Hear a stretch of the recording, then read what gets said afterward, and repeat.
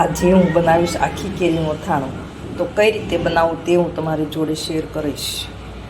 મેં આ કેરી લીધી છે, તો એને આપણે ઉપરથી ડીટિયા કાઢી અને આ રીતે 4 ભાગમાં કરી લેવાની છે. આ રીતે બધી સમારી લેવાની છે. આ રીતે તમને દેખાડું ફરીવાર.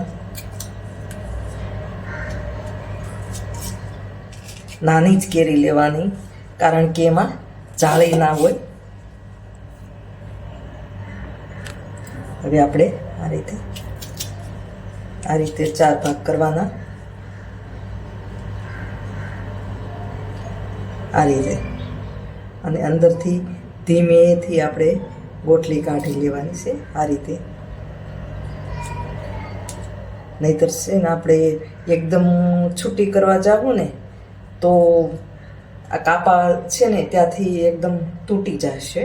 તો આપણે આ રીતે ધીમે ધીમે ગોટલી કાઢી લેવાની છે. આ રીતે બધી આપણે 4 કાપા પાડી લઈએ બધી કેરીના. હવે મેં બધી કેરીમાંથી ગોટલી કાઢી લીધી છે. તો એક વાટકામાં મેં અડધી ચમચી જેટલી હળદર અને 1 ચમચી ઉપર થોડુંક મીઠું લીધું છે. એ આપણે આમાં મિક્સ કરી લઈશું અને આપણે આ કેરીમાં ભરી લઈશું.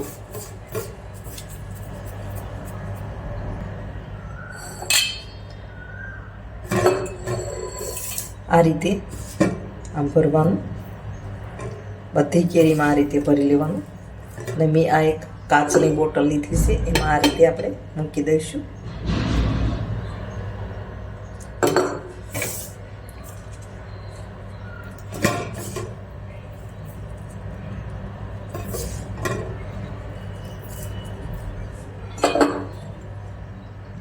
હવે આપણે કેરી આ રીતની ભરી અને મૂકી દીધી છે.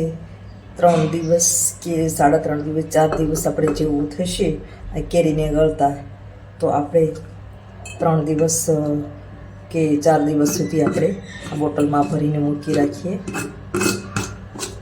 જ્યારે એકદમ પીળી થાય ને ત્યારે જ આપણે સૂકવવા કાઢવાની છે. અમે મેથીના કુરિયા લીધા છે. આ રીતે આપણે આમ કરી લઈશું મેથીના કુરિયા. આ રાઈના કુરિયા છે.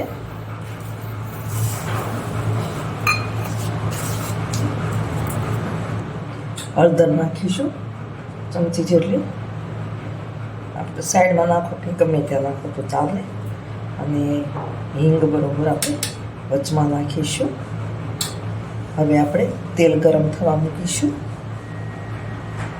આપણું તેલ ગરમ થાય છે ત્યાં સુધીમાં આપણે એમાં 2-3 લવિંગ અને મરી નાખીશું. આ રીતે આપણું તેલ ગરમ થયું કે નહીં તો આપણે મેથીનું કુરિયું લઈને આપણે જોવાનું. તે ઉપર આવે એટલે તેલ આપણું આવી ગયું. તો આપણું તેલ ગરમ થઈ ગયું છે. 2 થી 3 સેકન્ડ આપણે રહેવા દઈએ. થોડા ધુમાડા કાઢે એવું રાખવાનું છે. હવે આપણું તેલ ગરમ થઈ ગયું છે, તો હવે આપણે ગેસ બંધ કરી દઈએ. હવે આપણે આ જે મેથીના કુરિયા રાઈના કુરિયા બધું તૈયાર કર્યું છે ને એમાં આપણે તેલ નાખીશું. તમે ચમચાની મદદથી પણ નાખી શકો. આપણે થોડું થોડું નાખીશું.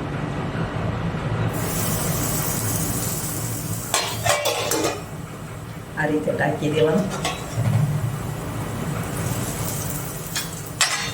હવે આપણે આટલું જ નાખવાનું છે. હવે જે બચેલું તેલ છે ને એ આપણે પછી એનો ઉપયોગ કરીશું. ઠંડુ થઈ જાય ને પછી ખોલી અને આ રીતે આપણે મિક્સ કરી દેવાનું.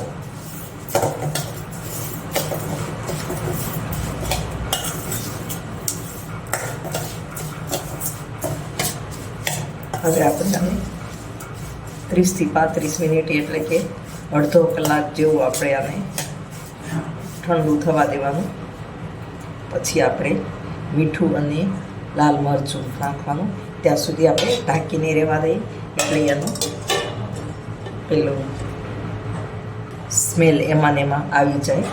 તો હવે આપણે ઢાંકીને અડધો કલાક રહેવા દઈશું. 30-35 મિનિટ જેવું થઈ ગયું છે. તો હવે આપણે આના અંદર કાશ્મીરી લાલ મરચું નાખીશું. આપણો ગોળો ઠંડો થઈ ગયો છે. આ રીતે મિક્સ કરી લેવાનું. હવે તમે જે રીતે ખાતા હોય એ પ્રમાણે મીઠું નાખવાનું.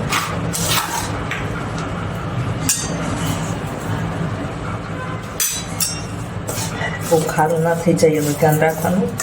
અને એવું ઓછું નાખવાનું. અને એવું લાગે તમને કે નથી બોળો કડવો લાગે છે તો ચાખીને પછી તમારે એમાં થોડું મીઠું પણ ઉમેરી શકાય તો પણ ગળી જશે. તો જો આપણે થોડું લાલ મરચું નાખીશું. હવે આપણે આ બધું મિક્સ કરી દઈએ. અને આપણો બજારમાં મળે એવો તૈયાર આચાર તૈયાર છે. આને તમે વર્ષ સુધી સાચવી શકો છો.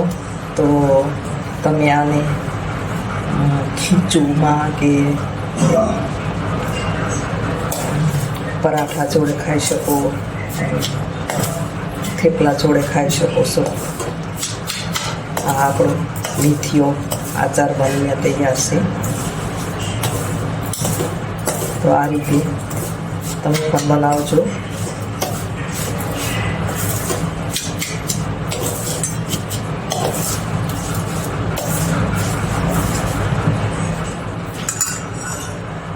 આપણે બહાર લેવા જવા કરતાં આપણી ઘરે જ મેથીના કોરિયા લાવી અને બધી વસ્તુ ઘરે લાવી અને આ મેથીઓ અચાર બનાવી શકાય છે. હવે આ આખી કેરી આથી એને 3 દિવસ ઉપર થઈ ગયું છે. તો આપણે જોઈએ તો તમે જોઈ શકો છો કે આપણી કેરી આખી પીળી બની ગઈ છે. તો આવી રીતના કેરી બને ને ત્યાર પછી આપણે કાઢવાનું.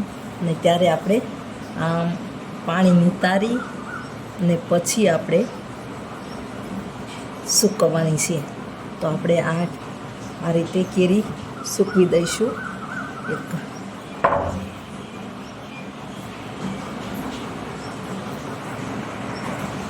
તો હવે આપણે આ આખી કેરી સૂકવી દીધી છે. 4 થી 5 કલાક સૂકવી રાખીશું. અને આમાં આપણે પાણી જે છે ને એ આપણે રાખી મૂકીશું. કેરડા, ગુંડા, ગરમર એવું આપણે આથવું હોય તો થાય. તો આપણે પાણીની એક બોટલ ભરી લઈશું અને આપણે આ કેરીને 4 થી 5 કલાક સુધી સૂકવવા મૂકી દઈશું. આપણી કેરી છે આખી કેરી એને 4 કલાક જેવું થઈ ગયું છે. તો હવે આપણે એને મસાલો ભરી લઈએ. કેરીનો અચાર ભરી લઈશું. તો આપણે આ કેરીનો અચાર છે. તો હવે આપણે ભરી અને એક આ બાઉલમાં મૂકીશું. તો આ રીતે એને મિક્સ કરી અને પછી આ રીતે ભરવાનું. આપણે જેમ રીંગણ ભરતા હોય ને એ રીતે ભરવાનું. આ રીતે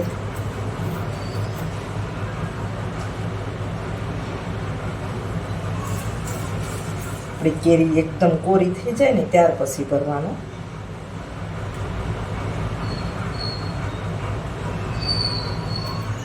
આ રીતે આપણે બધી કેરી ભરી લઈશું. તો તમે જોઈ શકો છો આપણી બધી કેરી ભરીને તૈયાર થઈ ગઈ છે. તો તમે કઈ રીતે બનાવો છો આખી કેરીનું થાણું તે કમેન્ટમાં લખજો. આપણી આખી કેરીનું થાણું બનીને તૈયાર છે. તો મારી રેસીપી ગમે તો લાઈક કરજો, શેર કરજો, ચેનલને સબસ્ક્રાઈબ કરજો, બેલ આઇકોન દબાવવાનું ભૂલતા નહીં અને કમેન્ટમાં લખજો મારી રેસીપી કેવી લાગી. અને આવી અવનવી અથાણાની કે કોઈ પણ શાકની કે કોઈ પણ નાસ્તો, કોઈ પણ રેસીપી જોવા મારી ચેનલને સબસ્ક્રાઈબ કરશો એટલે સૌ પ્રથમ નોટિફિકેશન તમારા ફોનમાં આવી જશે. તો સૌ પ્રથમ મારો વિડીયો તમને જોવા મળશે અને તમે કઈ રીતે અથાણું બનાવશો તે પણ કમેન્ટમાં લખજો.